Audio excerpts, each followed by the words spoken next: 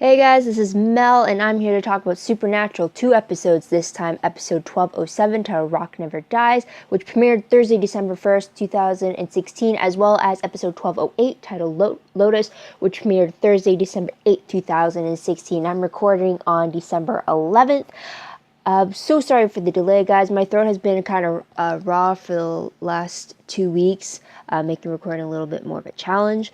But I wanted to record both these 2 episodes together.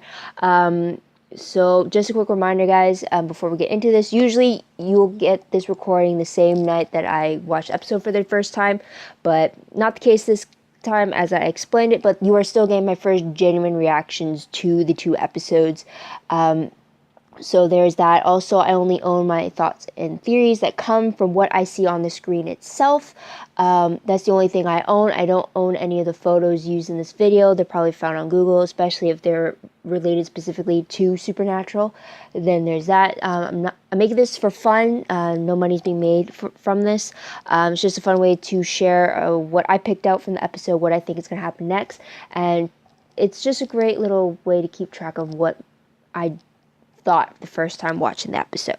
So with that said, guys, I'm going to try to do this in 20 minutes, 10 minutes for each episode, and let's get started. So something new that we learned in these 2 episodes. So let's start with 1207.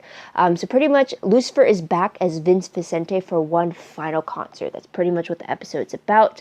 Vince's body is decaying, so Lucifer uses the power from a calcified feather from his own wing for one last juice of power. As you remember last time, Marina had fast-tracked the decaying process of Vince's body. So Lucifer is kind of stuck with that vessel, and that's what he kind of heals for one last time, as he's racing against the clock before he can either find another viable vessel or try to make Vince more permanent. So anyways, now that he has back to looking normal, I guess you could say, Lucifer wants to use Vince's fan base as a rock star to gain more followers for himself. So because of this, we get Sam and Dean teaming up with Castiel and Crowley to stop Lucifer, who's trying to put on this huge rock concert, which they confront him at. Not only do they save the people from that rock concert that Lucifer he had the plans of killing, Lucifer's abandonment issues are brought up as to why he's trying to wreak this havoc that he's been doing. But also after this confrontation, we get Lucifer leaving Vince's body, but not before he kills everyone in Vince's band. They were the only casualties from the concert, as well as Vince's body, actually. I think it not only dies, but I think it caves in or it crumbles after having Lucifer's essence leave it. So after all that, Dean views save the people of the concert as a win for them, but Sam sees it as a loss since the band itself was killed, especially Vince Vicente, who has all these followers who are now mourning over this idol of theirs. So that's what happened in 1207. So 1208 has pretty much, I'm going to call it the hunt for Lucifer's new vessel. We see him go from a CEO to an archbishop to possessing the body of the U.S. President Jeffrey Rudy. So that's pretty shocking. But as president, Lucifer manages to get this president's secret girlfriend Kelly pregnant with Nephilim, which is a half-human, half-angel baby, who is nothing like the Shadowhunters from the book series of Mortal Instruments. So now we got a Nephilim being created, or Nephilim being created, and Lucifer managed to get the Winchesters on the Secret Service's most wanted list. So as president, Lucifer has managed to do some very damaging things already. Also in the episode, we meet Arthur Ketch of the British Men of Letters. Now, he is the person I've been calling a hitman that's been following the Winchesters, kind of cleaning up the messes that they leave behind them. He actually comes to save them when Sam tries to give him a call, but he hangs up before the call ever gets connected through. Because of that, though, the British Men of Letters thought that disconnect, meaning that they were in urgent trouble and they needed their help right away.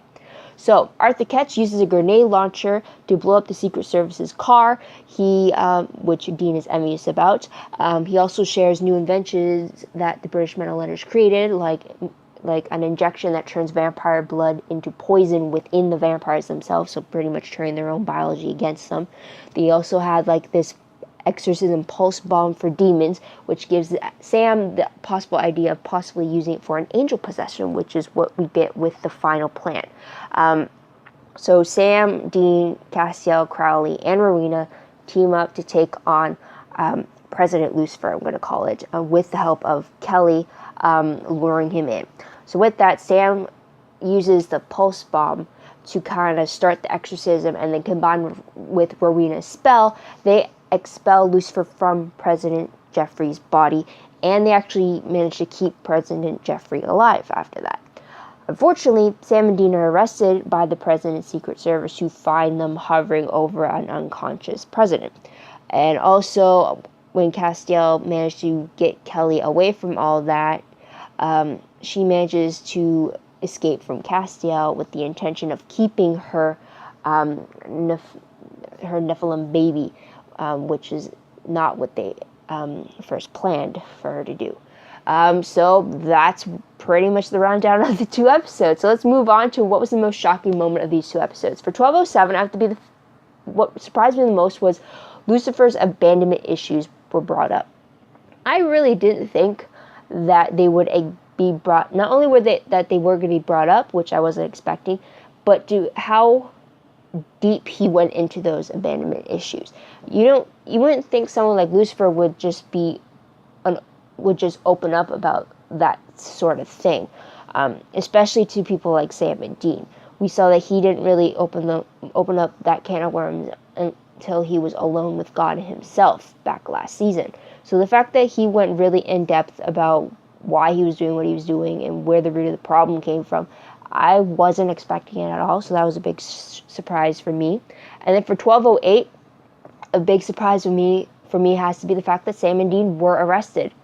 They were actually arrested. I was kind of expecting Crowley to pop in there to get them out of there, or to have Castiel do that very same thing, but then I guess he wouldn't do that because he has to watch over Kelly. But there's that. And also, didn't Castiel wipe the memories of the Secret Services when Mr. Ketch told him to? Or are they now aware of who they are because of the fact that they had just arrested him? So just the whole fact that they got arrested and they actually load up into the Secret Service cars, handcuffed, both in the legs and both in the hands, was just, I wasn't expecting that for sure. And that was the way the mid-season finale ended, was them handcuffed and driving off to an unknown location. So with no backup between them, just Sam and Dean there. That's it. So that was pretty surprising in itself. But let's move forward to what were the top 3 favorite moments of each episode. I'm going to start with 1207. And for me, the first one has to be Sam and Dean pretending to be rock stars. This whole thing came about that they were trying to get the location of the concert from Vince's PR lady or HR lady or agent or whatever. They're trying to get the location from her, and by trying to be rock stars. And then also throughout the episode, you kind of see little hints to that. You see Dean rocking out on the guitar in the hotel room, which also brought us back to episode 907 in the flashback, where young Dean confessed that he wanted to grow up and be a rock star. So it's just, I really like the fact that for a moment they got to pretend to be something other than what they usually are, because I doubt they can pretend to be rock stars a lot. So it was pretty cool to see them, how they went about it. Another thing I liked about the episode was the fact that Crowley was helping Castiel stand up against Lucifer. Even Lucifer comments on the fact that he was surprised that Crowley would stick his neck out to go against him like that. And it showed great development, in my opinion, for Crowley. Maybe the fact that him and Castiel have been teaming up to try to hunt down Lucifer has kind of had them have some sort of new understanding, maybe. I don't know. I definitely liked it, and I hope we see more of it. And the last favorite I have for 1207 was that Sam and Dean were arguing over Vince Vincente's music. They're driving down to LA, and Sam's listening to the music. He's been a fan, or not a fan, he likes the music, and Dean doesn't. So they were arguing over the fact that what is considered real rock music, or is Vince Vincente's music considered it, or what. Dean doesn't like it, and Sam's trying to defend why he's liking it without proclaiming the fact that he is a fan of it. So it's just, the whole argument was entertaining for sure.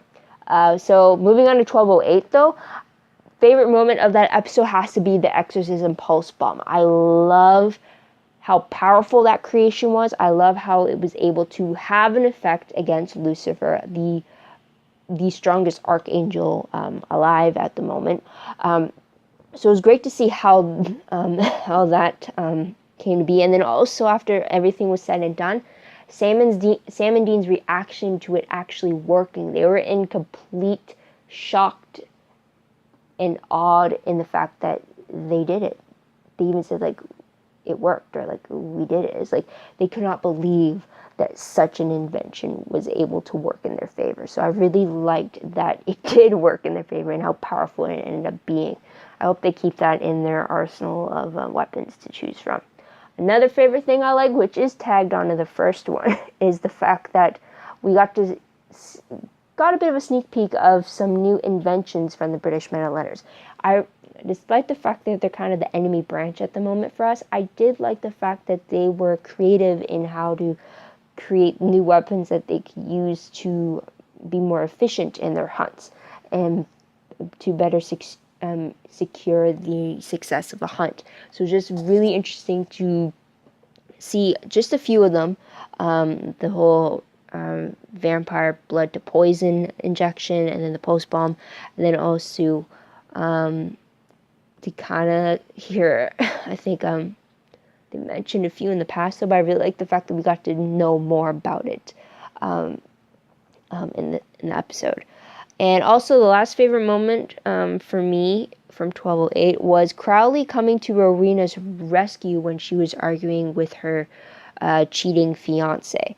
From the looks of it, it sounded like her fiance was cheating on quite a few women while intending to marry Rowena, though he suspected her being a gold digger with secrets. And then the fact that Crowley used his powers to kill the fiance and cause him to explode and be a bloody mess everywhere. And then Rowena's reaction to it, saying that was the nicest thing you ever done to me.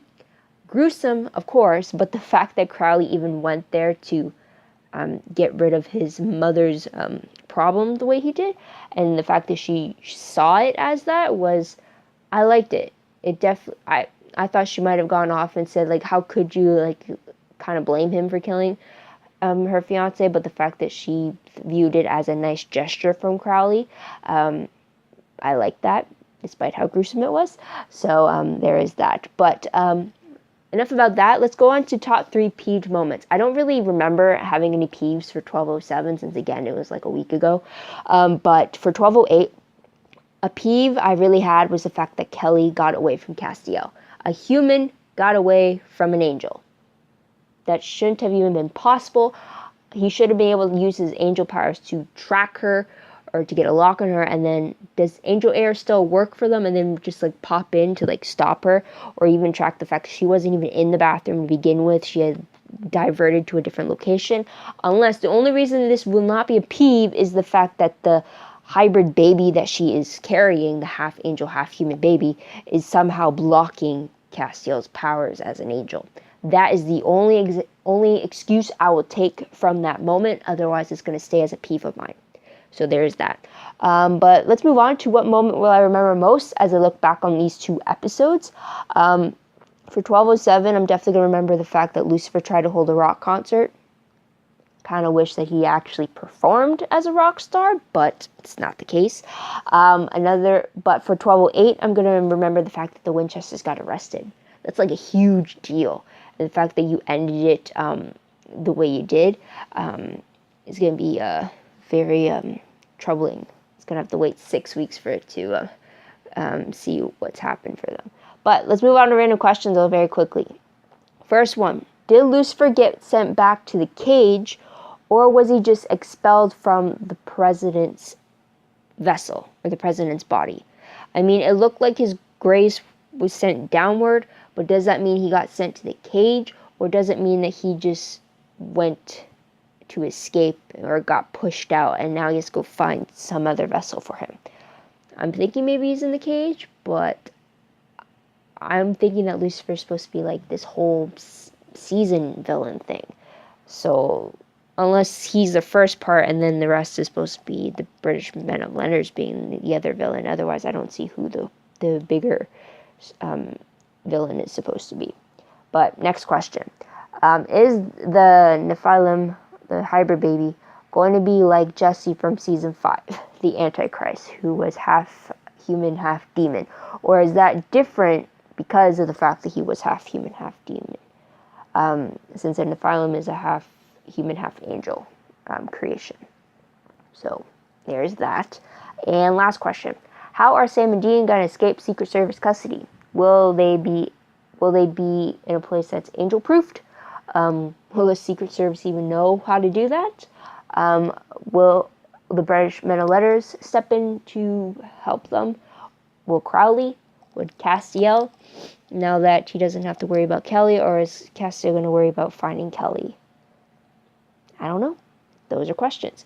But let's move on to predictions very quickly. I was going to talk about the promo for 1208, but there's no point since I'm talking about it now. So the promo for 1209 is the fact that the show picks up again Thursday, January 26, 2017 at 8 p.m. this time. The time has changed now. Instead of at 9 o'clock, it is now going to air Thursdays at 8 o'clock. And the promo shows Sam and Dean having been in an off-site black site prison for 6 weeks.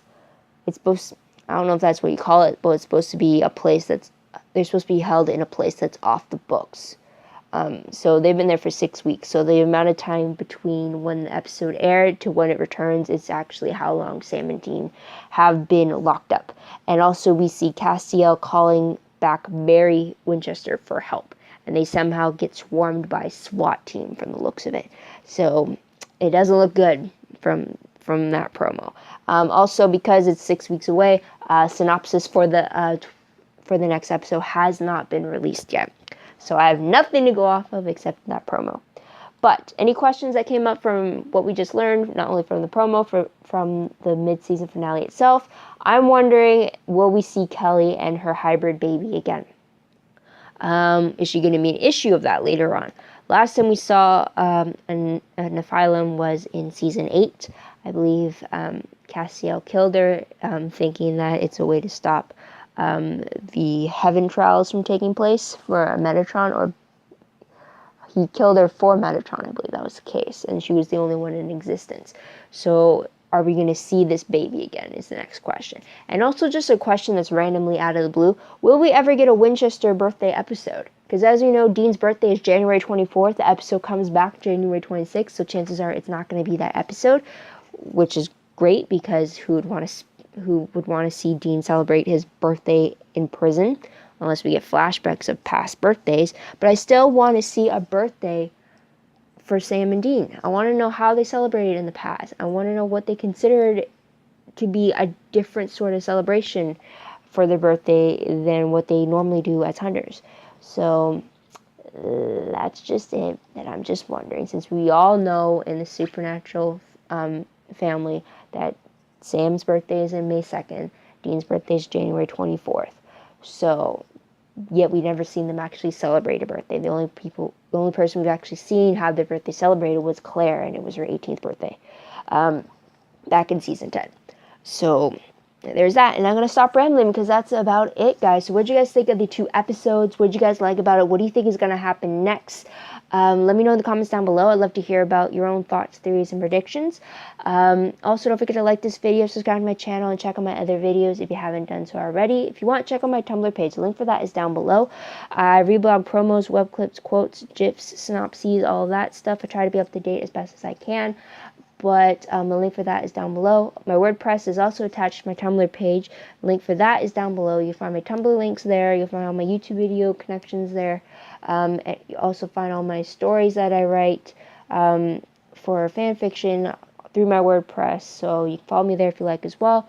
But also don't forget to check out my Livejournal entry for this episode. I write jot-noted play-by-plays, recaps of the episode, so you get to know exactly what's happening in the episode, also included with what I thought as I watched the episode for the first time. So that link is also down below as well as being connected to my WordPress account. So follow me on any of those if you're interested. But I hope you come back next year to see what I have to say about Sam and Dean being in prison. But until then, guys, this is Mel wishing you all a great day, a great week wherever you are. Have happy holidays and have a happy new year. Bye, guys.